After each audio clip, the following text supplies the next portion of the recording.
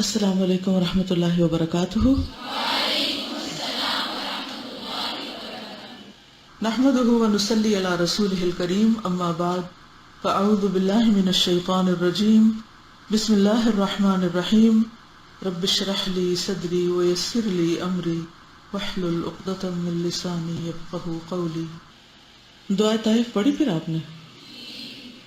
جس وقت بھی ڈپریشن ہونے لگے، جس وقت بھی کوئی تکلیف دہ صورتحال پیدا ہو تو فوراً اس دعا کو پڑھیں، اور صرف پڑھیں نہیں بلکہ وہ سچویشن یاد کریں جس میں نبی صلی اللہ علیہ وسلم تھے۔ تو نبی صلی اللہ علیہ وسلم نے اس موقع پر جو صبر کیا اور اپنے جذبات کو کنٹرول کیا اور پھر بھی ان کے لیے دعا ہی کی اور اچھی امید رکھی، تو انہی میں سے بنو ثقیف تھے، اور محمد بن قاسم جو تھا اسی قبیلے کا تھا، ثقفی۔ اور آپ دیکھیے کہ محمد بن قاسم کی وجہ سے پھر آگے کہاں کہاں تک خیر پھیلی، یعنی اسلام کا جو دروازہ بر صغیر میں کھلا اس کی وجہ سے۔ تو بعض اوقات انسان کسی بھی ایسے تجربے سے گزرتا ہے جو اس کے لیے بہت ہی سخت ناگوار ہوتا ہے۔ عسیٰ ان تکرہوا شیئا ویجعل اللہ فیہ خیرا کثیرا، اس وقت انسان کے سامنے وہ خیر نہیں ہوتی، اور یہ ایک موقع پر نہیں، بہت سے مواقع پر آپ دیکھیں گے، یعنی صرف طائف کے موقع پر نہیں بلکہ اس سے پہلے بھی آپ نے جہاں جہاں صبر کا مظاہرہ کیا وہاں اللہ تعالیٰ نے اس کے بدلے میں آپ کو بہتر چیزیں عطا کی۔ مصطفیٰ اما بعد فاعوذ باللہ من الشیطان الرجیم، بسم اللہ الرحمن الرحیم، رب اشرح لی صدری ویسر لی امری واحلل عقدۃ من لسانی یفقہوا قولی۔ صفحہ نمبر 140۔ مشرکین کی طرف سے نشانیوں کی طلب۔ مشرکین کے تقاضوں میں ایک بات یہ بھی تھی کہ وہ عاجز کرنے کے لیے عناد کے طور پر، یعنی دشمنی کے طور پر، رسول اللہ صلی اللہ علیہ وسلم سے نشانیاں طلب کرتے تھے تاکہ یہ ثابت کر سکیں کہ آپ اللہ کے سچے رسول ہیں۔ اور مختلف اوقات میں کئی بار انہوں نے یہ مطالبہ کیا۔ چنانچہ ایک بار وہ مسجد حرام میں جمع ہوئے، باہم مشورہ کیا، پھر نبی صلی اللہ علیہ وسلم کو بلا بھیجا کہ آپ کی قوم کے اشراف آپ سے بات کرنے کے لیے اکٹھے ہوئے ہیں۔ چونکہ نبی صلی اللہ علیہ وسلم ان کی رشد و ہدایت کے بہت زیادہ خواہش مند تھے، جیسے کہ اللہ نے فرمایا ہے، اگر وہ لوگ اس بات پر ایمان نہ لائے تو شاید آپ ان کی خاطر اپنے آپ کو افسوس کے سبب ہلاک کر ڈالیں گے۔ یعنی اس درجے کا درد اور اس درجے کی تڑپ تھی آپ کے اندر کہ لوگ کسی طرح ہدایت پا جائیں اور جہنم کی آگ سے بچ جائیں۔ لہذا جب وہ آپ کو بلاتے، جیسی بھی سچویشن ہوتی، جتنے بھی مشکل حالات ہوتے، آپ اپنا کام نہیں چھوڑتے تھے۔ یہاں بھی ان کے بلانے پر آپ تشریف لے گئے۔ چنانچہ آپ صلی اللہ علیہ وسلم ان کے اسلام لانے کی امید باندھے جلدی سے تشریف لائے۔ انہوں نے کہا، آپ ہمیں بتلاتے ہیں کہ پیغمبروں کے پاس نشانیاں تھیں۔ حضرت موسیٰ علیہ السلام کے لیے لاٹھی اور صالح علیہ السلام کے لیے اونٹنی تھی۔ عیسیٰ علیہ السلام مردوں کو زندہ کرتے تھے۔ تو جس طرح پہلے لوگوں کو نشانیوں کے ساتھ بھیجا گیا تھا، آپ بھی ہمارے پاس کوئی نشانی لائیں۔ وہ سمجھتے تھے کہ پیغمبروں کی خاصیت یہ ہے کہ وہ جب چاہیں اس طرح کے خرق عادت یعنی عادت سے ہٹ کر معجزات لانے پر اسی طرح قدرت رکھتے ہیں جس طرح عام لوگ اپنے طبعی اعمال پر قدرت رکھتے ہیں، یعنی روزمرہ کے کام کاج کرتے ہیں۔ تو پیغمبر کا بھی یہ روزمرہ کا کام کاج ہے، لہٰذا وہ جب چاہے معجزہ دکھا سکتا ہے۔ This is part of his job. چنانچہ انہوں نے اس مذکورہ مطالبے کے ساتھ ہی یہ تجویز بھی پیش کی کہ آپ صفا پہاڑ کو سونا بنا دیں یا پہاڑوں کو کہیں اور لے جائیں اور اس علاقے کو ہموار زمین میں تبدیل کر دیں اور اس میں نہر جاری کر دیں، یا ہمارے جو آباء و اجداد گزر چکے ہیں انہیں زندہ کر دیں تاکہ وہ شہادت دیں کہ آپ رسول ہیں۔ ارشاد بانی سے چشمہ جاری کر دیں، کیونکہ مکہ میں پانی کی کمی تھی، یا آپ کے لیے کھجور اور انگور کا باغ ہو، وہ بھی مکہ میں اگتا نہیں تھا، جس کے درمیان آپ نہریں بہا دیں، یہ بھی بڑا محال کام تھا، یا جیسا کہ آپ کہتے ہیں کہ ہمارے اوپر آسمان ٹکڑے ٹکڑے کر کے گرا دیں، یا اللہ اور فرشتوں کو ہمارے روبرو حاضر کر دیں یا آپ کے لیے سونے کا گھر ہو یا آپ آسمان پہ چڑھ جائیں، اور ہم محض آپ کے چڑھنے کو بھی تسلیم نہیں کریں گے، یہاں تک کہ آپ ہم پر ایک کتاب اتاریں جسے ہم پڑھیں، یعنی لکھی ہوئی کتاب لے کے آئیں۔ انہوں نے اس مطالبے کے ساتھ یہ بھی واضح کیا کہ اگر نبی صلی اللہ علیہ وسلم ان کی یہ خواہش پوری کر دیں تو وہ اسلام لانے کے لیے تیار ہیں۔ ارشاد باری تعالیٰ ہے اپنی بھرپور قسموں کے ساتھ اللہ کی یہ قسم کھائی کہ اگر ان کے پاس کوئی نشانی آ گئی تو وہ اس پر ضرور ایمان لائیں گے۔ آج بھی یہی ہوتا ہے کہ لوگ بعض اوقات آپ سے کوئی مشکل ترین الجھاؤ والا سوال کریں گے اور آپ کو چیلنج کریں گے کہ میرے اس سوال کا جواب آج تک کوئی نہیں دے سکا، اگر آپ دے دیں تو میں مان جاؤں کہ واقعی اسلام سچا ہے۔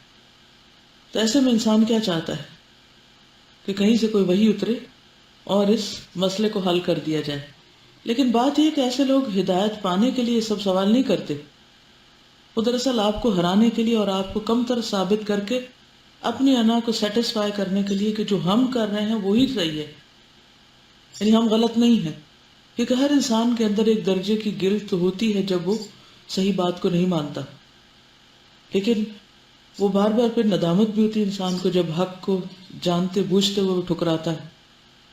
تو ایک طرف ایسے انسان کی نفسیات یہ ہوتی ہے کہ اپنے آپ کو مطمئن کر لے کہ دیکھا نا یہ فلاں ہمارے معیار پہ پورا نہیں اترا، اس کے پاس ایسی کوئی قدرت اور طاقت ہے نہیں، اس لیے وہ جو کچھ کہتا ہے وہ سب جھوٹا۔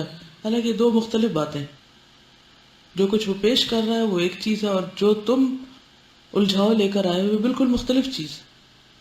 اور جب انسان ہدایت چاہتا ہے تو وہ سوالوں کو اس انداز میں پیش بھی نہیں کرتا اور مطالبے اس قسم کے نہیں کرتا، کیونکہ ہدایت کا تعلق ان مطالبوں کے مانے جانے سے نہیں، یہ تو کھلم کھلا کسی کی اتھارٹی کو چیلنج کرنا ہے۔ چنانچہ نبی صلی اللہ علیہ وسلم نے اللہ سے دعا کی کہ یہ جو طلب کر رہے ہیں وہ دکھلا دے، کیونکہ آپ حریص تھے کہ کسی طرح مسلمان ہو جائیں یہ لوگ، آپ کو امید تھی کہ یہ لوگ مسلمان ہو جائیں گے۔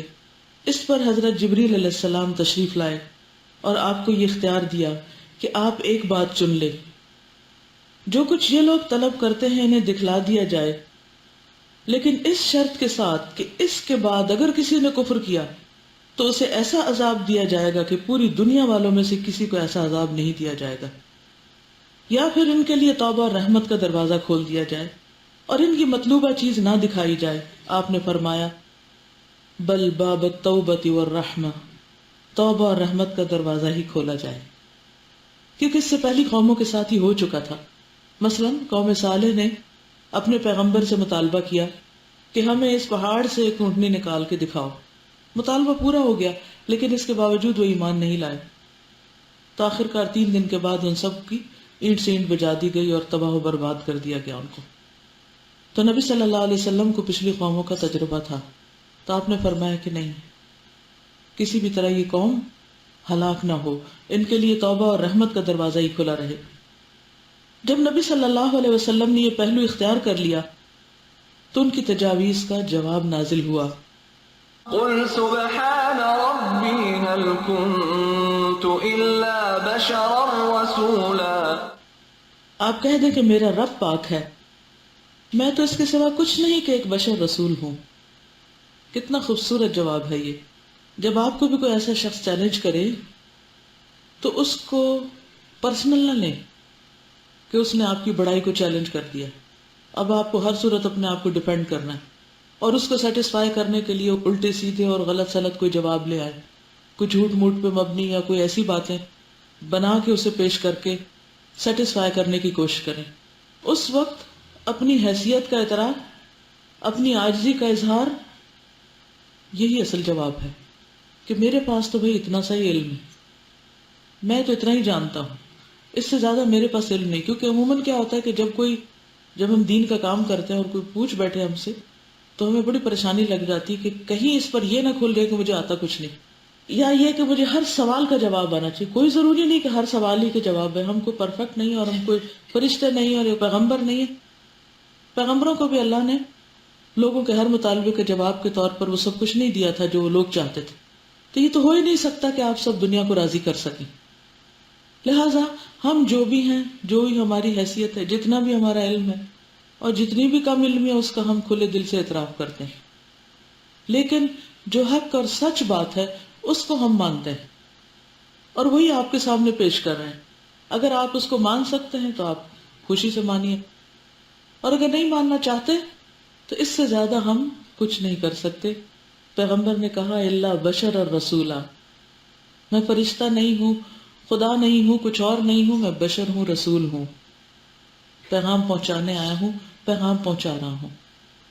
اگر مان سکتے ہو تو مان لو، اور اس سے انسان کو بالکل سیٹسفیکشن ہو جاتی۔ امام مالک کے پاس ایک شخص آیا ہزاروں میل سفر کر کے مغرب سے، یعنی موراکو وغیرہ کے علاقے سے۔ بہت شہرت اس نے سنی تھی امام مالک کی کہ بہت بڑے عالم ہیں اور ہر سوال کا جواب دیتے، تو بڑے شوق اور اشتیاق کے ساتھ وہ آپ کی مجلس میں آ کے بیٹھا اور اس نے ایک سوال کیا تو امام مالک نے کہا لا ادری، میں نہیں جانتا۔ تو بڑا حیران ہوا، اس نے کہا میں نے تو آپ کی اتنی شہرت سنی ہے تو آپ کہتے مجھے نہیں معلوم۔ اس نے ایک اور سوال کیا، آپ نے کہا میں نہیں جانتا، ایک اور کیا، آپ نے کہا میں نہیں جانتا۔ تو اس نے کہا کہ میں واپس جا کے کیا جواب دوں گا کہ میں کیا کر کے آیا؟ تو آپ نے کہا کہ تم واپس جا کے کہنا کہ مالک کہتا ہے لا ادری، مجھے نہیں آتا، مجھے نہیں معلوم۔ جو سچا انسان ہوتا ہے اسے کبھی بھی بننے اور تصنع اور اپنے آپ کو اپنی حیثیت سے بڑھانے کا شوق نہیں ہوتا، اور کبھی اس دھوکے میں پڑیے بھی نہ۔ کوئی مانتا یا نہیں مانتا، ہدایت دینا ہمارا کام نہیں ہوتا، ہدایت اللہ دیتا ہے۔ جو آتا ہے حاضر ہے، اور جو نہیں آتا اس کے لیے ہم اپنی کم علمی کا اعتراف کرتے ہیں۔ اور یہی ہمیشہ سے جو صحیح درست راہ پر اسکالرز رہے ہیں ان کا ہمیشہ یہی حال رہا ہے۔ صرف امام مالک نہیں، اور ائمہ کرام بھی ایسے ہی رہے۔ وجہ کیا ہے؟ کیونکہ ہمیں لوگوں کو اپنی ذات سے امپریس نہیں کرنا، حق پہنچانا ہے۔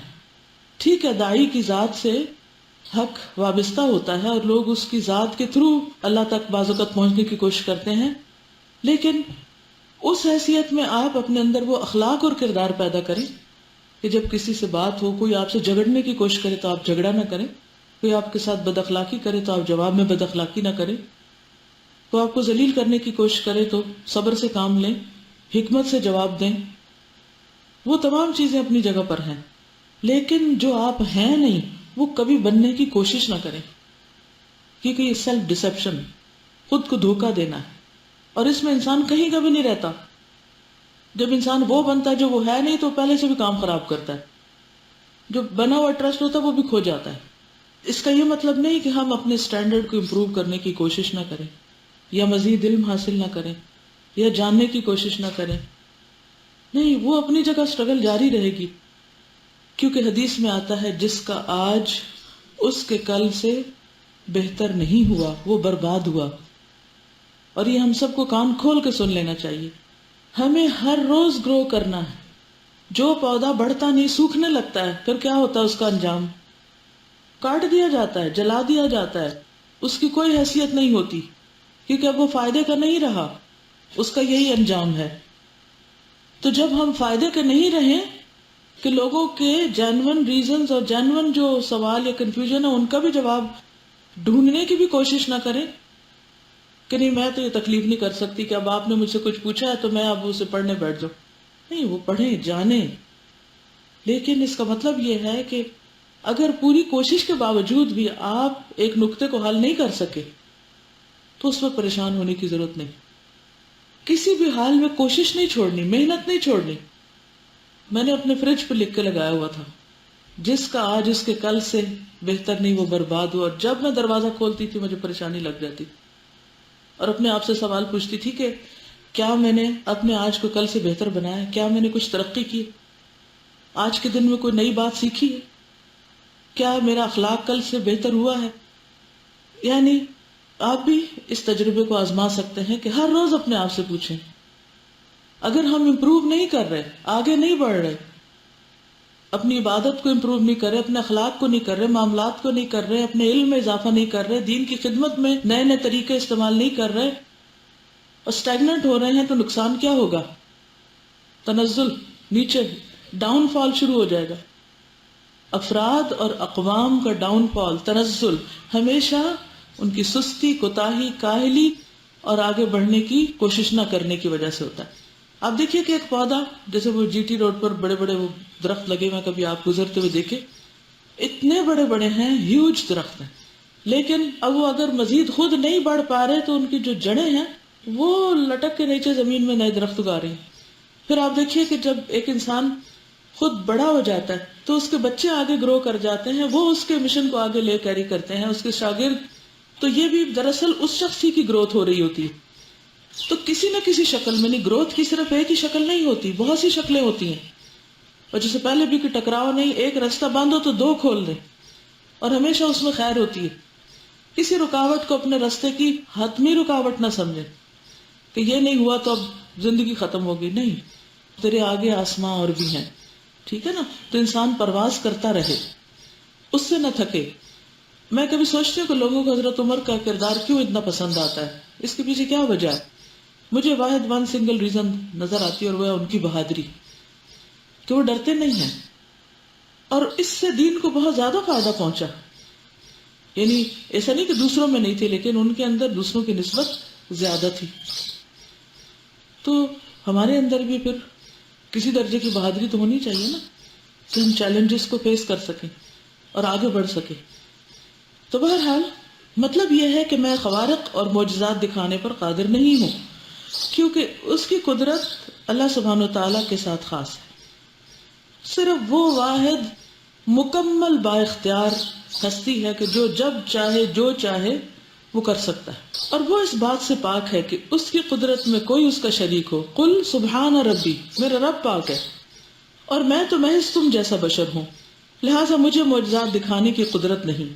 ہاں، تمہارے درمیان مجھے جو امتیاز حاصل ہے وہ یہ ہے کہ میں رسول ہوں، میرے پاس وحی آتی ہے، اور تم لوگ نہ رسول ہو نہ تمہارے پاس وحی آتی ہے۔ فرق یہ ہے، بشر ہوں رسول ہوں۔ دیکھیے کتنی چھوٹی سی آیت میں کتنا بڑا معنی پوشیدہ ہے۔ بس جو نشانیاں تم لوگوں نے مجھ سے طلب کی ہیں، نہ وہ میرے ہاتھ میں ہیں نہ میرے اختیار میں، بلکہ ان کا معاملہ اللہ عز و جل کی طرف سے ہے۔ اگر وہ چاہے تو انہیں تمہارے لیے ظاہر فرما دے اور ان کے ذریعے سے تمہارے درمیان میری تائید کر دے، اور اگر چاہے تو انہیں مؤخر کر دے، اور تم لوگوں کی بہتری اور مصلحت بہرحال اسی میں ہے۔ اللہ تعالیٰ نے اسی مطلب کی سورہ انعام میں بھی تاکید کی، فرمایا آپ کہہ دیں کہ نشانیاں تو بس اللہ کے پاس ہیں، اور تمہیں کیا خبر کہ جب وہ آ جائیں گی تو یہ لوگ ایمان نہیں لائیں گے۔ نشانیاں جب آ جائیں گی تو یہ مانیں گے نہیں، ماننا انہوں نے پھر بھی نہیں۔ یعنی انبیاء اور رسل خوارق و معجزات برپا نہیں کرتے، بلکہ انہیں اللہ تعالیٰ برپا کرتا ہے۔ البتہ وہ انبیاء اور رسل کی تکریم و تائید اور ان کی نبوت و رسالت کے اس بات کے لیے، یعنی اس کو ثابت کرنے کے لیے، ان کے ہاتھ پر معجزات کا اظہار فرماتا ہے۔ پھر اللہ سبحانہ و تعالیٰ نے یہ بات بیان فرمائی کہ یہ لوگ اگرچہ اپنی پوری قوت کے ساتھ قسم کھاتے ہیں کہ اگر انہوں نے نشانی دیکھ لی تو ضرور ایمان لائیں گے، حالانکہ اگر اللہ ان کو ان کی طلب کردہ نشانیاں دکھلا بھی دے تب بھی وہ ایمان نہیں لائیں گے، اور ہم ان کے روبرو ہر چیز اکٹھی کر لائیں تب بھی یہ ایمان لانے والے نہیں، مگر یہ کہ اللہ ہی چاہے، لیکن ان میں سے اکثر نہیں جانتے۔ اور فرمایا یا جس سے زمین کاٹ دی جاتی یا جس کے ذریعے سے مردوں سے کلام کیا جاتا تو بھی یہ ایمان لانے والے نہ تھے۔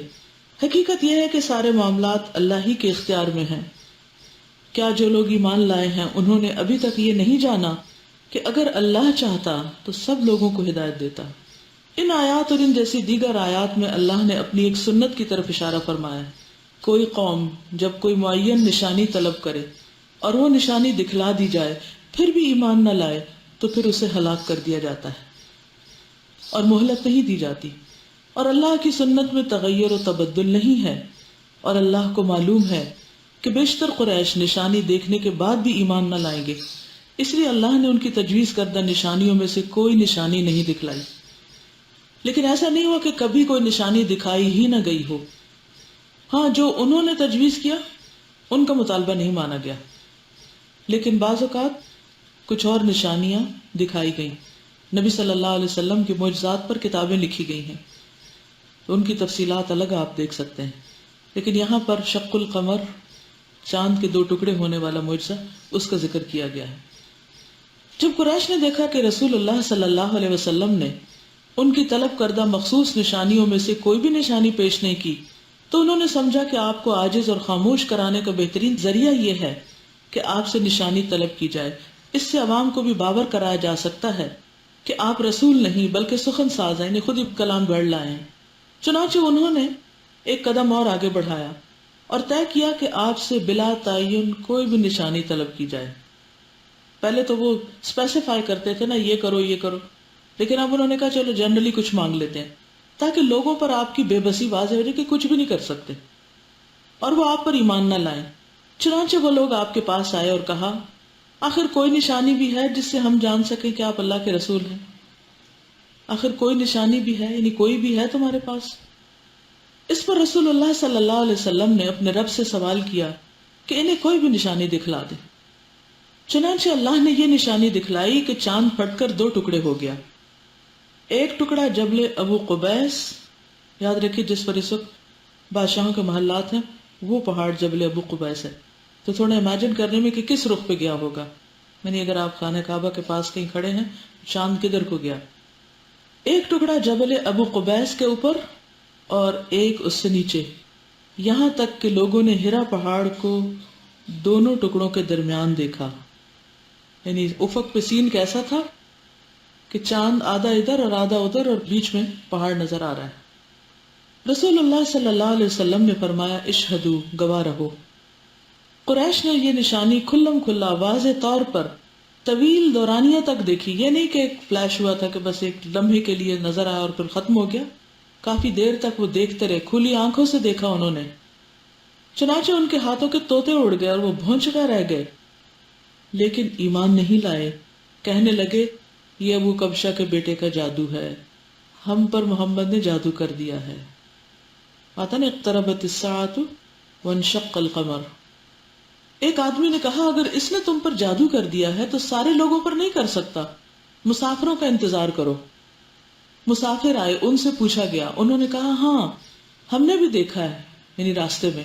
لیکن قریش اپنے کفر پر مصر رہے اور اپنی خواہشات ہی کی پیروی کی، اور غالباً شق القمر کا یہ واقعہ اس سے بھی بڑے اور اہم واقعے اسراء و معراج کی تمہید تھا، کیونکہ یوں کھلی آنکھوں چاند کو پھٹا دیکھ لینے سے اسراء اور معراج کا امکان بھی عام ذہن کے لیے قابل قبول ہو سکتا تھا.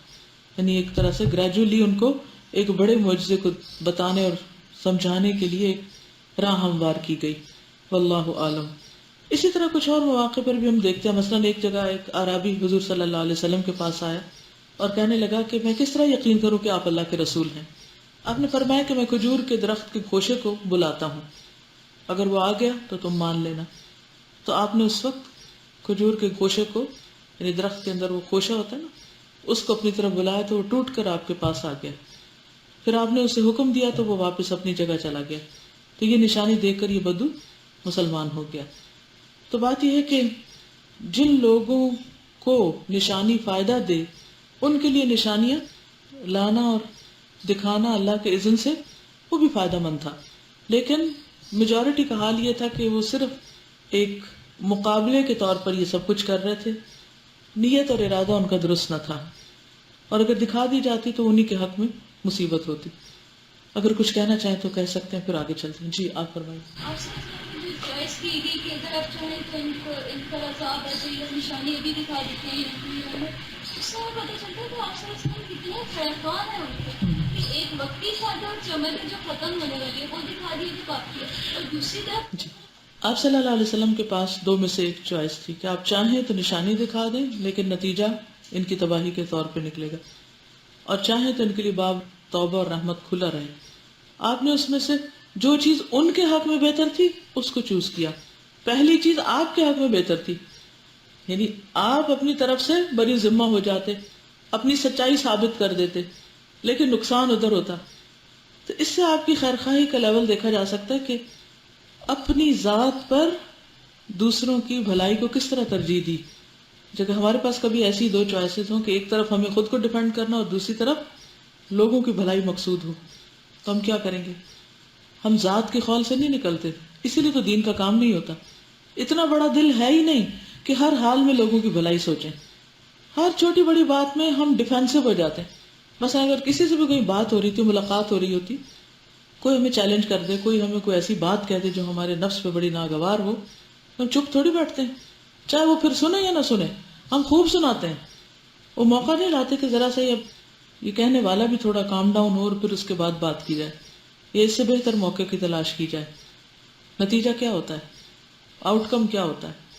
دونوں فریق لڑتے جھگڑتے، ایک دوسرے کو کاٹتے، اٹھ جاتے ہیں، بات ختم ہوتی، مقصد حل نہیں ہوتا. یہاں پر آپ دیکھیے کہ ہر چیز کا جواب دیا گیا ہے، لیکن اتنے آسان طریقے سے. اب آپ دیکھیے کہ یہاں پر اگرچہ اللہ سبحانہ وتعالیٰ کی طرف سے ہی جواب آیا، جب انہوں نے اتنے سارے مطالبے کیے اور پھر کہا پکی قسمیں کھائیں کہ مانیں گے ضرور، اللہ سبحانہ وتعالیٰ نے چوائس دی، پھر آپ نے ان کے حصے کی بات دیکھی اور جواب کتنا خوبصورت دیا. کوئی لڑائی جھگڑا نہیں، کوئی کاؤنٹر آرگیومنٹس نہیں. کیا کہا؟ قل سبحان ربی هل كنت الا بشرا رسولا. اگر ان کے اندر رتی برابر بھی خیر ہوتی نا تو یہ جواب بھی بہت ہی خوبصورت تھا کہ وہ ایمان لے آتے. لیکن اگر وہ نہیں بھی لا رہے تھے نا تو جو آس پاس لوگ دیکھ رہے تھے خاموشی سے اس ٹکراؤ کو، ان کے لیے اس میں بہت زبردست رہنمائی تھی، ان کے لیے بہت بھلائی تھی. ان کا کردار اور اخلاق بھی دیکھ رہے تھے اور نبی صلی اللہ علیہ وسلم کا اخلاق بھی دیکھ رہے تھے. جب کہیں آپ لوگوں کے بیچ میں ہوتے ہیں اور آپ کی بحث مباحثہ چل پڑتا ہے یا بہت ڈیفینسو ہو جاتے ہیں تو اس میں جو تماشائی ہوتے ہیں نا یا تماش بین، وہ دونوں طرف دیکھ رہے ہوتے ہیں. وہ یہ نہیں دیکھ رہے ہوتے کہ کس کی بات زیادہ سچ ہے. اس وقت کیا دیکھا جا رہا ہوتا ہے کہ کس کا اخلاق اور کس کا انداز زیادہ بہتر ہے. اس وقت اخلاق کی مار سے انسان کامیاب ہو سکتا ہے، لیکن اپنے آپ کو سچا ثابت کرنے سے بعض اوقات آپ ہار سکتے ہیں. میں یہ سوچ رہی تھی کہ ہم لوگ کیوں اکھڑ جاتے ہیں جب ہمیں کوئی چیلنج کرتا ہے. ویسے ہمارا اخلاق بڑا اچھا ہوتا ہے، ہم بڑے چارمنگ سویٹ ہوتے ہیں. کوئی ہمیں چیلنج کرتا ہے تو پھر ہماری ایگو اندر کی جاگ پڑتی ہے. ہم کیوں اپنے آپ کو پروف کرنا چاہتے ہیں نا لوگوں کے سامنے. مجھے اس کی وجہ یہی سمجھ میں آ رہی ہے کہ تھرو آؤٹ، یعنی کل والے واقعے میں بھی یہی وجہ مجھے بعد میں کہ نبی صلی اللہ علیہ وسلم نے دعا کیوں نہیں کی، زید بن حارث رضی اللہ تعالیٰ عنہ کے سامنے کیوں نہیں کوئی دکھڑا انہوں نے بیان کیا، یا جبریل علیہ السلام کے سامنے کیوں؟ کیونکہ جو ایک انڈر لائن فیکٹر ہے نا جو ہم میں کمی ہے، وہ نبی صلی اللہ علیہ وسلم کا جو ڈائریکٹ کانٹیکٹ اپنے اللہ کے ساتھ ہے نا، اور ڈائریکٹ معاملہ اللہ کے ساتھ ہے. He does not have to prove himself in front of people because he knows کہ ان کا معاملہ تو اللہ کے سامنے بالکل کھلا ہوا ہے نا. So he doesn't have to prove. ہم بھی جب تک اللہ کے ساتھ اپنا معاملہ ڈائریکٹ نہیں نہ کرتے تو تب تک ہم لوگوں کے سامنے ہی اچھا بنتے رہتے ہیں، لوگوں کے سامنے ہی پروف کرتے رہتے ہیں اور لوگوں کے ہی غم میں گھلتے رہتے ہیں. بالکل، کیونکہ ہمیں اپنی سچائی ثابت کرنی ہے کہاں؟ اللہ کے سامنے. تو بات پھر وہیں آ جاتی ہے، اپنی ذات سے اوپر اٹھ کر لوگوں کی خیر خواہی کو سامنے رکھتے ہوئے مقصد پہ فوکس، کہ مقصد کس طرح پورا ہوگا، اپنے کو نیچے کر کے یا دوسرے کو نیچے کر کے. السلام علیکم. وعلیکم السلام. میں یہ کہنا چاہ رہی تھی کہ ہر دور میں جیسے آپ صلی اللہ علیہ وسلم اور آپ کے ساتھی ہیں، تو ہر دور میں جب بھی اسلام کو غالب کرنے کا کوئی دعویٰ کرے گا تو اس کو یہی طریقہ اختیار کرنا پڑے گا، اور یہ کم ہی لوگ ہوں گے. کیونکہ اللہ تعالیٰ نے قرآن میں فرمایا نا بنی اسرائیل کے بارے میں، وَجَعَلْنَا مِنْهُمْ أَئِمَّةً يَهْدُونَ بِأَمْرِنَا لَمَّا صَبَرُوا وَكَانُوا بِآيَاتِنَا يُوقِنُونَ. تو آپ صلی اللہ علیہ وسلم والا اخلاق اور آپ کا طریقہ اور صبر، یہی چیزیں ہیں جو کہ اسلام کو غالب کرنے والوں کی صفات ہونی چاہیے. بعض اوقات کوئی ہمیں چھوٹی سی بات کہہ جائے نا تو اس کے اوپر اتنا لمبا جواب دیں گے، اتنی لمبی بات کریں گے، تو مجھے حیرت ہوتی ہے کہ اس سب کا مقصد کیا ہے؟ یہ کیوں کر رہے ہیں ہم؟ اپنا وقت ان چیزوں میں کیوں لگا رہے ہیں؟ کیا اس سے بہتر کرنے کا کام نہیں ہے کوئی؟ آج بھی آپ دیکھیں دین والوں کا امیج کیا بن چکا ہے. کیا امیج ہے؟ جھگڑالو، اگریسو، اخلاق سے گری ہوئی باتیں کرنے والے. ٹھیک ہے، اس میں ایک رول میڈیا کا ہے، جو بھی ہے وہ اپنی جگہ ایک چیز ہے، لیکن اگر عام حالات میں بھی دیکھا جائے تو ہمارے ریلیجس طبقے کے اندر کتنی ٹالرنس ہے. چھوٹی چھوٹی باتوں پر ایک دوسرے کے اوپر کفر کے فتوے، اور ذرا کوئی سوال کر بیٹھے. یعنی بعض اوقات ایسا ہوتا ہے نا کہ کوئی نہ سمجھ ہوتا ہے دین میں، اس کو پتہ ہی نہیں، اس کو یہ بھی نہیں پتا کہ میں نے سوال کتنا کرنا، کیسے کرنا ہے، کیا کرنا ہے. اس دور میں بدو تھے تو آج بھی پڑھے لکھے بدو ہو سکتے ہیں، کہ جو آ کے ایک اکھڑ طریقے سے سوال کر سکتے ہیں. اور بعض اوقات بڑا جینوئن سوال ہوتا ہے لیکن ان کو طریقہ نہیں پتا ہوتا. تو ایسے موقع پر ہمیں پھر کیا کرنا چاہیے؟ پچھلے دنوں میری ایک ملاقات ہوئی ایک بچے سے، ہارورڈ کا پڑھا ہوا، بہت انٹیلیجنٹ، بڑے بڑے کام کر رہا ہے. تو اس نے کچھ سوال کیے اور بڑے ٹیڑھے سے سوال کیے. تو میں آرام سے بات کرتی رہی. تو بعد میں کہتا ہے کہ ویسے میں آپ کو بتاؤں، میں بہت سے اسکالر سے ملا ہوں، بہت سے لوگوں کے ساتھ میں بیٹھا ہوں، اور اتنے سارے لوگوں کے ساتھ مل کے میں ایک نتیجے پہ پہنچا ہوں. ان کو میں نے 3 کیٹیگریز میں بانٹ لیا: ملا، مولوی، عالم. سب سے پہلے فلیئر اپ ہوتا ہے ملا، مولوی تھوڑے سے لمحے اوپر جاتا ہے اس کا صبر، عالم تھوڑا سا اس سے آگے. لیکن تینوں طبقے ایسے ہیں کہ جو اپنے جذبات کنٹرول نہیں کر پاتے، یعنی صبر اور حوصلہ کوئی نہیں کہ وہ کسی کی بات سن سکیں. اس امیج کو بدلنا ہے. یعنی لوگ ہمیں کیٹیگرائز کیے ہوئے ہیں، کون کہاں سے آ رہا ہے، کتنا حوصلہ ہے، کتنی دیر بات سنے گا، کتنی جلدی فتویٰ لگائے گا، اور کس حد تک لڑائی جھگڑا کرے گا. یہ امیج کون بدلے گا؟ یہ اسکارف پہنے ہوئے لوگ جب تحمل سے بات کریں گے، جب ہر حال میں اخلاق کا دامن تھامے رکھیں گے. مثلاً آپ سڑک پہ جا رہے ہیں، نقاب اوڑھ کے جناب گاڑی چلا رہے ہیں، اور کسی نے اوورٹیک کر لیا اور آپ نے زور کا ہارن بینگ بجایا. کیا نظر آ رہا ہے دوسرے کو؟ سارے سڑک پہ لوگ دیکھ رہے ہیں نا کہ یہ نقاب میں لپٹی ہوئی عورت کیا کر رہی ہے اس وقت. اس کے صبر کا، ٹالرنس کا لیول کیا ہے کہ اگر کسی نے ذرا سا آگے اس سے گاڑی کر لی تو اس سے برداشت نہیں ہوا. بس اتنی سی بات ہے. راستے میں کھڑے ہوئے کسی سے بات کریں، کسی دکاندار سے کوئی بھاؤ تاؤ کر رہے ہیں اور لڑائی جھگڑے کر رہے ہیں. کوئی عام شخص کرے تو بھی ٹھیک نہیں، لیکن نبی صلی اللہ علیہ وسلم کی سنت کیا ہے کہ آپ بازاروں میں شور مچانے والے نہیں تھے. چیخنا، چلانا، ہر ایک سے لڑنا، بڑنا، جھگڑنا. اسپتال میں گئے، وہاں اگر لائن میں جگہ نہیں ملی تو وہاں شور مچانا شروع کر دیا، ڈاکٹر کے ساتھ لڑ پڑے، نرسز کے ساتھ لڑ پڑے، ویسے حجاب کیے ہوئے اور ہر ایک سے لڑ رہے ہیں. یہ کس قسم کے دین کی تبلیغ ہو رہی؟ اس سے دین پھیل سکتا ہے؟ آپ ایک لفظ نہ بولیں لیکن اپنا اخلاق اچھا رکھیں تو پھر آپ کا یہ پردہ بھی فائدہ دے گا، ورنہ یہ الٹا آپ کے خلاف حجت بنتا ہے. دور سے لوگ ٹیگ کیے ہوئے کہ آگے وہ بس لڑاکو لوگ. اس چیز سے بچنے کی کوشش کریں. شیطان ہمیں یہ دھوکہ دیتا ہے کہ ہم ان کو برائی دور کر رہے ہیں. جی ہاں، شیطان یہی دھوکہ دیتا ہے کہ ہم برائی دور کر رہے ہیں. جس گفتگو سے برائی دور ہونے کے بجائے اور پھیلے، اس میں تو کوئی خیر نہیں، چاہے آپ کتنے بڑا سچ بول رہے ہیں اس وقت. اور یہ کہہ کے خود کو مطمئن کر لیں جی سچ چونکہ کڑوا ہوتا ہے اس لیے تھوڑا سا دوسرے کو تڑپنے دو. بعض اوقات ایسے لوگوں سے واسطہ پڑتا ہے کہ جو عمر مرتبے میں ہم سے کم ہوتے ہیں، بس وہ سڑک پہ جا رہے ہیں، کوئی جھاڑو دینے والا ہے، پولیس والے کھڑے ہیں، کوئی اور کھڑا ہے جس کو آپ کے خیال میں وہ تو اللہ ہی جانتا ہے کہ کس کا مقام کیا ہے. یہ انسانوں نے بنا لیا اور یہ بھی ہونا ہرگز نہیں چاہیے. وہ تو بعض کو دیکھ کے رونا آتا ہے کہ پتہ نہیں ان میں سے کس کا ایمان کس درجے کا، اور ہم کس نظر سے دیکھیں تو اللہ کے یہاں پکڑے نہ جائیں. جیسے کل کے واقعے میں آپ دیکھیں کہ عداس کون تھا؟ غلام تھا. مالک نے بھیجا تھا عداس کو کہ جاؤ دیکھو اور پتہ کرو. مالک جو ایک سردار تھا اس نے حق نہیں پہچانا، یا پہچانا بھی تو اقرار نہیں ہو سکا، لیکن عداس نے پہچان لیا کہ اللہ کے نبی ہیں اور ایمان لے آیا. یو نیور نو کہ کون کس درجے میں ہے اور اللہ کے ہاں کہاں پہنچ جائے. لیکن بعض اوقات ہم جہاں کہیں دنیاوی اعتبار سے اپنے سے کم مرتبہ لوگوں کے ساتھ بات کرتے ہیں، وہاں تو اخلاق اور ہی چلا جاتا ہے ہمارا. تو خدا کے لیے داڑھی رکھ کے، حجاب پہن کے سب سے پہلا کرنے والا کام کیا ہے؟ اسلام کا امیج درست کریں اپنے رویوں کے ساتھ. آپ نے بسم اللہ پڑھ کے اس کو کھایا تو وہاں سے پھر اس کا وہ بالکل. یعنی عداس کیوں مسلمان ہوا؟ کیونکہ نبی صلی اللہ علیہ وسلم نے بسم اللہ پڑھ کے انگور کھانا شروع کیا. آپ کا عمل تھا نا. یہ تبلیغ ہوتی ہے. اب ہم کہیں کہ ہم ایسے لوگوں میں ہیں جو نان مسلمز ہیں اور یہ تو بسم اللہ کا مذاق اڑائیں گے اس لیے بسم اللہ نہ پڑھو. نہیں، آپ اپنے نارمل رویے سے آرام سے اپنے طریقے پر اپنا کام کرتے جائیں.